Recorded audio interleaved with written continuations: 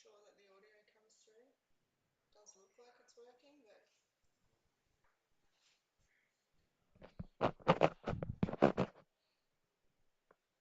just boost this up a bit.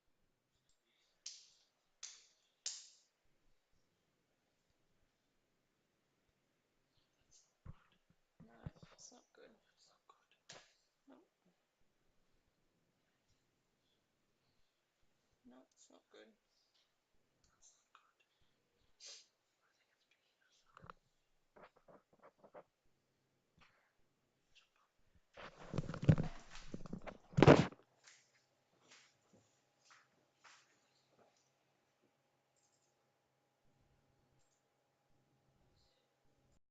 Came to you earlier in the week, so I'm happy to take the report as read. But just from my perspective, mentioned in previous council meetings that our new economic development and advocacy officer has landed with us, has been in the seat for this is his 5th week, and this was one of the bodies of work that was tasked with that person upon starting, and we managed to build what was a slightly damaged relationship with UniSC and have progressed this work as a priority. So happy to take any questions. Any questions, councillors?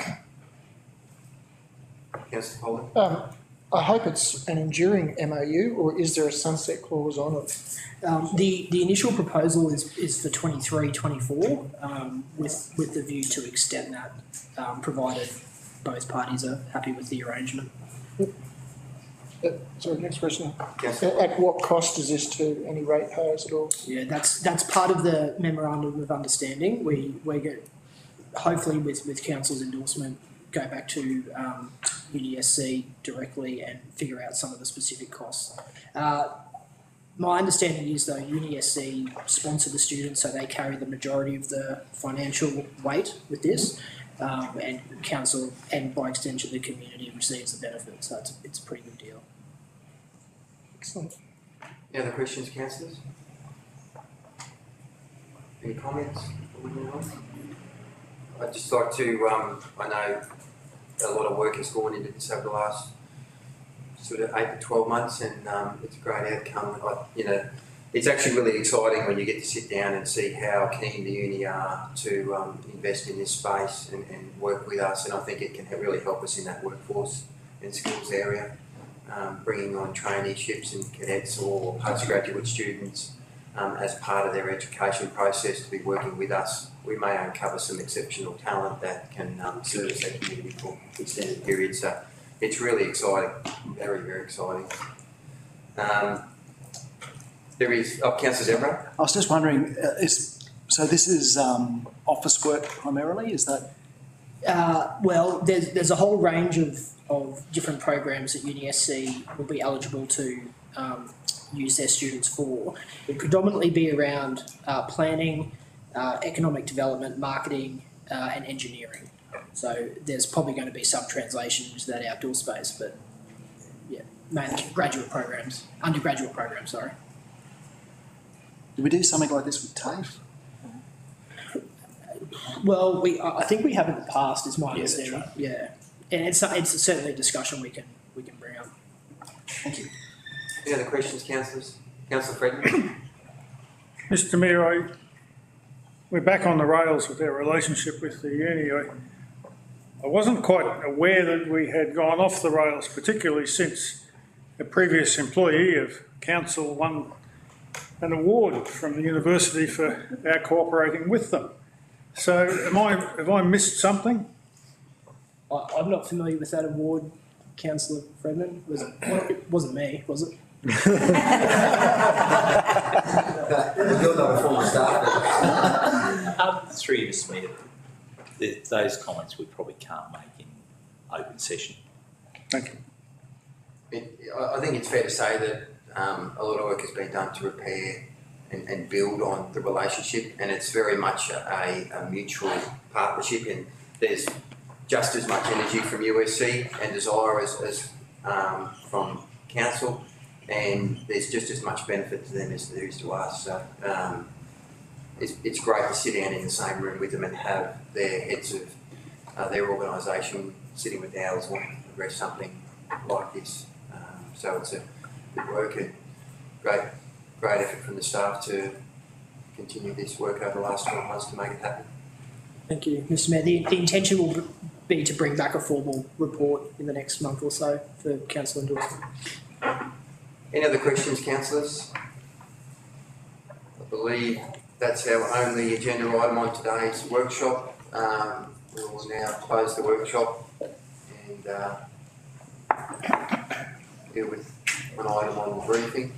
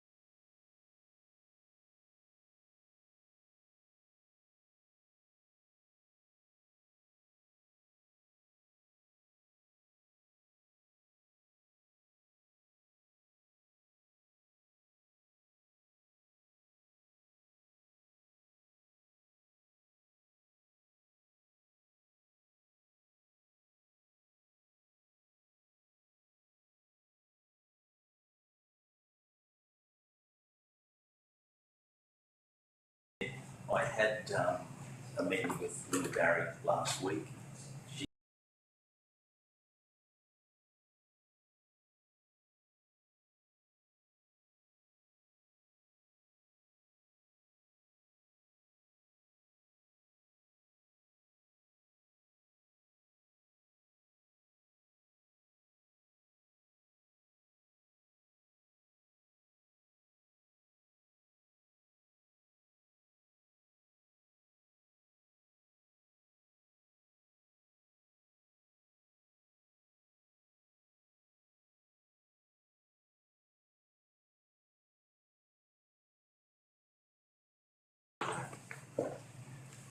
Welcome staff and councillors to our special meeting. Just ask if any declarations, conflict of interest, no apologies for leave of absence. We have one item on today's agenda, item 3.1. I'll hand over to Mr. O'Byrne, I believe. Will he be leading this one? Potentially, Mr. Lewis. Right, Mr. Lewis, okay.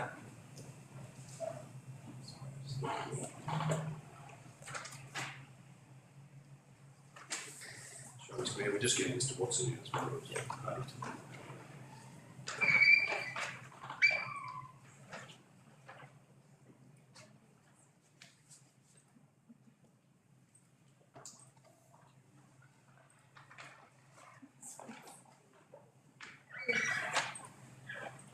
Mr. Watson. Through Mr. Mayor, this is a relatively good news story. This is the awarding of our first Regal Package 1. I'm happy for Liam to go through the any of the details that council may have. We had 4 tenderers for the process, and we've selected Brown Contractors for the as the lowest conforming tender. It's roughly just under $10 million package of works. We will be going to market with the second package, which is very similar in nature, for a similar amount of quantity of works next month as well. Any questions, councillors? Councillor Polly. I'll ask the obvious question there. Up to a third of competitive quotes.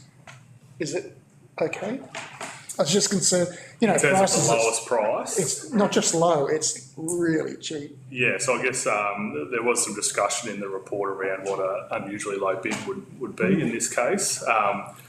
In preparing this tender document, council obviously had an internal estimate of works that it thought this contract was worth, and it was worth about $10 million. So in that sense, the tender we received from Brown met the mark, and then our view from there on is that because of the overheated market, the remaining contractors are putting in higher prices. Yeah. And that specific discussion was included to try and explain that what might normally look like they're undercutting the market is actually just a competitive tender in the current setup. So, And excuse me, I mightn't have read it correctly, because when is this due to be done? Because there's a bunch of roads. Is this the 23, 24, end of by Christmas this year?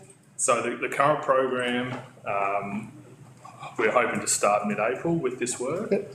And depending on, I guess, the vagary here is that we expect to find more work as we go, as we saw on some roads this morning where the scope will increase. So the current timeline is ahead of Christmas, but we're expecting it probably to push over because we do more work, not because it takes longer than we expect. Yeah, okay, so sometime in the next 10 to 12 months? Yeah, That's fine. 10 to 12 months is the high level timeline. Yep. Just one more question, because there's a list of great roads there. Yes. At any point, will we know, or is there any point putting out here's, you know, which one's 1 and 2, and are they all happening at the same time? Or? No, so under the contract, the successful contractor will give us a program. Oh, okay. We can release that as we go, I guess. It's probably a bit dangerous to give the whole list of roads up front, but we can definitely sort of say, hey, look, these are the next few roads that we're moving on, because as they work, it might be that if there's a lot more work to do on one road that has happened since we've done the damage assessment, we might decide to change that program for whatever reason. But absolutely, we'll be making them commit to that program, which we can then start to share with the public from there. Right, but it's really at their Yeah, that's a standard requirement under the contracts. Okay. We can Thank you. use that. Councillor Stewart? So you mentioned just before that the scope of works may change, so if the scope of work changes, does that mean we are entitled to receiving more money from the state? Correct. So what we're, the process we're following here is we've got an approved scope based on the evidence collected at the time. QRA fully understand that the road continues to deteriorate over time, and what we'll be looking to do is, if that has happened, we record the necessary evidence before we start work, and then we start to liaise with QRA from there around expanding the scope. So it won't be changing, we'll be increasing potentially what we'll do on a road.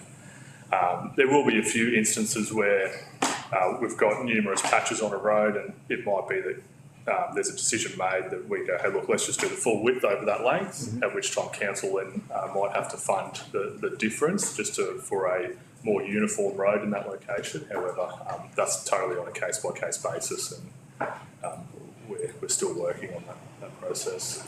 So is recommendation 2, is that due to the fact that there may be a change in scope? It just allows us to manage the contract without having to come back to council repeatedly for incidental sort of occurrences, rather than, because as we're going, the contractor will be from the set out to when the contractor works. If we identify any additional, if we have to come back to council through that whole process, all we're going to do is delay the rest of those roads. So we're seeking to try and make this as efficient as possible, but there will be risk mitigation measures in there to make sure that we're not. It's really just to expedite the approval process so that we can go to the CEO rather than having to come back to full council for a change in the scope of the contract. Any other questions, councillors? Councillor Warner? Okay, our relationship with Brown Contractors, do we have a past relationship with them that we've worked with them before? No. They are currently doing work on the TMR network. So locally, yes, they are doing work for TMR. However, council itself hasn't dealt with Brown as far as I'm aware of it. Directly. In the past. On that though, we have within their team, there are personnel within their team that we have dealt with previously, and from all accounts that has been a positive experience. So that's good. There is some level of familiarity there. Any other questions, councillors? Councillor Smith? So these are all steel roads. Correct. Have we got any thoughts about doing this similar sort of contract work for some of our gravel roads or not? Definitely. So this is Reaper Priority Package 2 and Western Roads Package 1. We've got Western Roads 2 and 3, Eastern Roads 2, 3, 4, 5, which will pick up all the other road networks. So out west, obviously, there's a higher volume of unsealed roads, so they will be picked up absolutely as part of those packages. And I can't say explicitly in construction package 2 that there will be gravel roads, but it's highly likely that when we award that contract, hopefully in the next few weeks, that we'll see some action on that in that space as well. Because there is a certain portion of Curragh Estate Road that is gravel? Yes, which is covered, which our internal workforce will be doing. We are looking at how we do the whole recovery package of works, and we'll be coming back to council with a presentation in that space, hopefully towards the end of April, on how we can reconfigure how the organisation is addressing and managing its recovery works with a view to trying to accelerate delivery and ensure that we meet our timelines. At this stage, the timelines are set as the 30th of June 2024. We've got an extension to the 30th. We've applied for an extension to the 30th of June 2025. But we just want to make sure that we ensure that we hit those key deadlines so that we don't put at risk any funding that's coming from both the federal and state governments.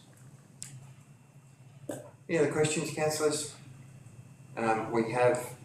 You want each recommendation separately? Yes. We have 2 recommendations that are before us. We'll deal with recommendation 1 first.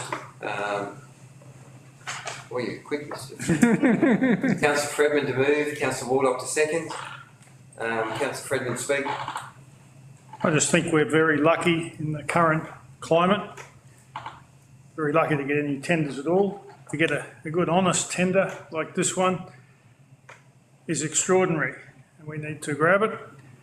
and get underway with the works, because the ratepayers out there are getting a bit frustrated about the lack of work being done. I suppose most people don't appreciate the pain we have to go through to get the money and the process we have to go through to get the good contractors, but it's all coming together, and I heartily endorse this recommendation. Councillor Wardle. Councillor Fredman just took me thunder. Have a second. Two speakers for the recommendation. Any speakers against? Any other speakers for?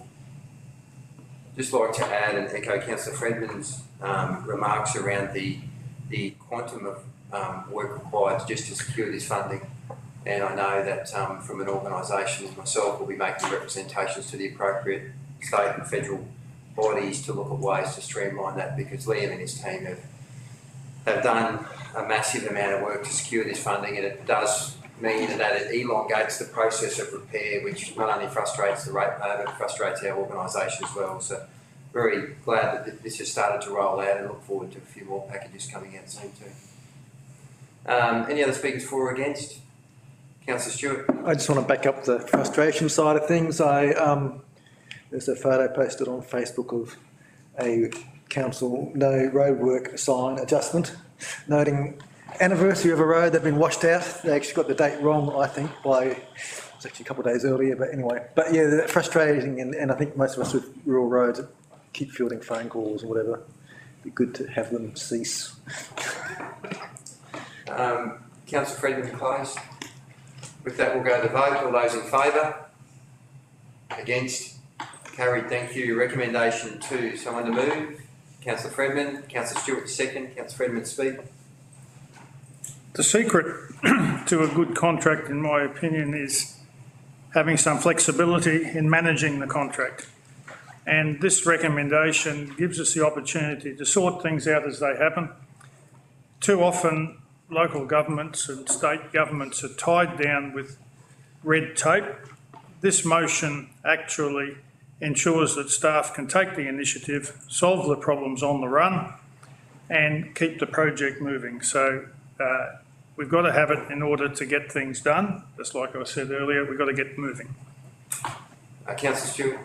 It's good to have the flexibility that if extra work's found, that can be quickly sorted out and go ahead with. So I'm happy to second. Two speakers for the recommendation. Any speakers against?